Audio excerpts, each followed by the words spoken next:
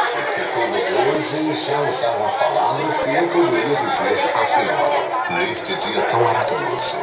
Mas acho que os sentimentos se tornam maiores à medida que lembramos do quanto as pessoas são especiais em nossas vidas.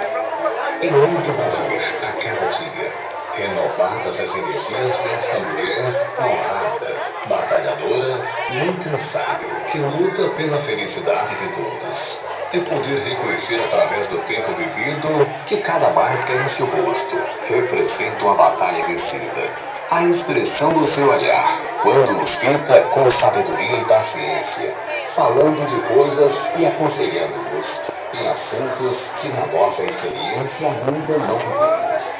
Ter uma família como cantar uma canção, onde os mais velhos são a melodia que rege esta sinfonia da vida. És uma grande maestria, preciosa e cautelosa, que não deixa nenhuma de suas notas se perder ou desafinar. És muito especial.